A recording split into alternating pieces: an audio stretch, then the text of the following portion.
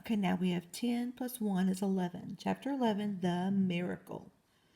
The next day was foggy. Everything on the farm was dripping wet.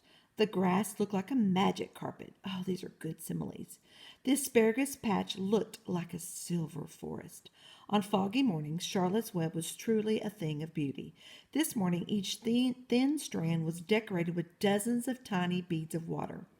The web glistened in the light and made a pattern of loveliness and mystery, like a delicate veil. Ooh, lots more similes. Even Lurvy, who wasn't particularly interested in beauty, noticed the web when he came with the pig's breakfast. He noted how clearly it showed up, and he noted how big and carefully built it was.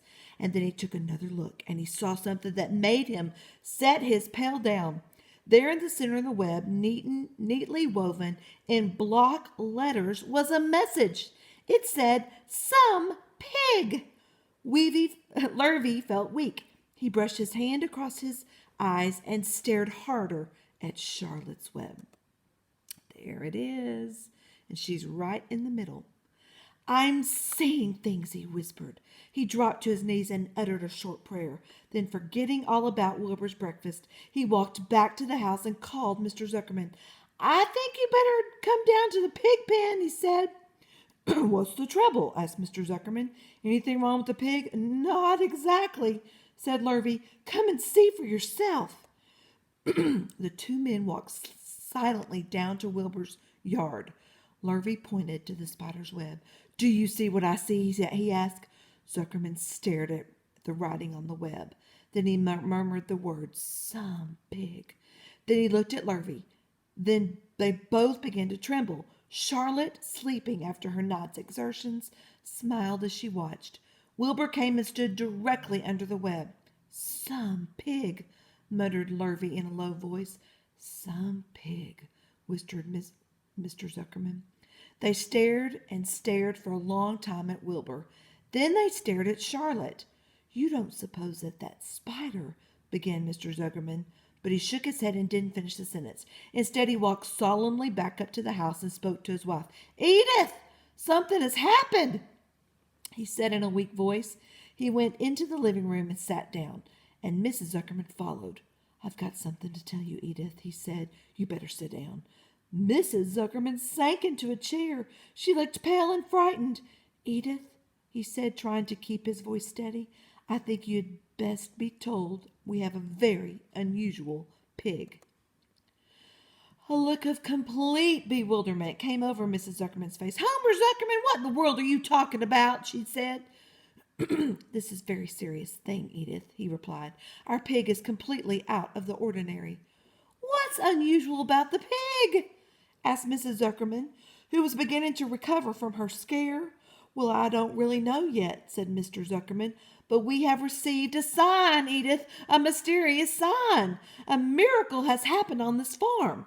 There is a large gray spider's web in the doorway of the barn cellar, right over the pig pen. And when Lurvy went to feed the pig this morning, he noticed the web because it was foggy. And you know how a spider's web looks, very distinct in a fog. And right sprang in the middle of the web there were some words, 'Some pig.' The words were woven right into the web. They were actually part of the web, Edith. I know, because I've seen them down there and seen them. It says 'some pig' just as clear can be. There can be no mistake about it. A miracle's happened and a sign has occurred here on earth, right on our farm. And we have no ordinary pig." "Well," said Mrs. Zuckerman, "it seems to me you're a little off. It seems we must have no ordinary spider." "Oh, no," said Zuckerman. "It's the pig that's unusual. It says so right there in the middle of the web." "Maybe so," said Mrs. Zuckerman. "Just the same, I intend to have a look at the spider." "It's just a common gray spider," said Zuckerman. They got up, and together they walked down to Wilbur's yard. "You see, Edith, it's just a common gray spider." Wilbur was pleased to receive so much attention. Lurvy was still standing there, and Mr. and Mrs. Zuckerman, all three, stood for about an hour, reading the words on the web over and watching Wilbur. Charlotte was delighted with the way her trick was working. She said without moving a muscle, and listened to the conversation of the people. When a small fly blundered into the web just beyond the word pig, Charlotte dropped quickly down, rolled the fly up, and carried it out of the way. After a while, the fog lifted, the web dried off, and the words didn't show up so plainly. The Zuckermans and Lurvy walked back to the house. Just before they left the pig pen, Mr. Zuckerman took one last look at Wilbur. You know, he said in an important voice, I thought all along the pig of ours was extra good one. He's a solid pig. That pig is as solid as they come. You notice how solid he is around the shoulders, Lurvy? Sure I do, said Lurvy. I've always noticed that pig. He's quite a pig. He's long and he's smooth, said Zuckerman. That's right, agreed Lurvy. He's as smooth as they come. He's some pig. So did they believe the words? Of course they did. They didn't really give credit to the spider. It's more about the pig now. New area here. When Mr. Zuckerman got back to the house, he took off his work clothes and put on his best suit. Then he got into his car and drove to the minister's house. He stayed for an hour and explained to the minister that a miracle had happened on the farm. So far, said Zuckerman, only 4 people on earth know about this miracle. Myself, my wife Edith, my hired man Lurvy, and you. Don't tell anybody, said the minister. We don't know what it means yet, but perhaps if I give thought to it, I can explain it in my sermon next Sunday. There can be no doubt that you have a most unusual pig. I intend to speak about it in my sermon and point out the fact that this community has been visited by a wondrous animal. And by the way, does the pig have a name? Why, yes, said Mr. Zuckerman. My little niece calls him Wilbur. She's a rather queer child, full of notions. She raised the pig on a bottle, and I bought him from her when he was a month old. He shook hands with the minister and left. Secrets are hard to keep. Long before Sunday came, the news spread all over the county. Everybody knew that a sign had appeared in a spider's web on Zuckerman's place. So notice all the cars have driven down, and they are looking at the spider's web. And see how the animals are above, and this is down in the cellar. So you can see that the horses and cows are above, and the swallows are up in the top part, and everybody's looking at the web. People came from miles around to look at Wilbur and to read the words on Charlotte's web. The Zuckerman's driveway was full of cars and trucks from morning till night. Fords and Chevys and Buick Roadmasters and GMC pickups and Plymouths and Studebakers and Packards and DeSotos and Gyromatic transmissions and Oldsmobiles with rocket engines and Jeep station wagons and Pontiacs. Now, all of those cars are not around anymore, but we definitely know Fords and Chevys and things like that. But a lot of them are not even around anymore because this was the late 1950s.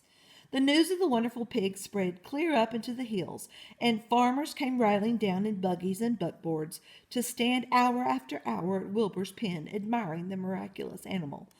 All said they had never seen such a pig before in their lives.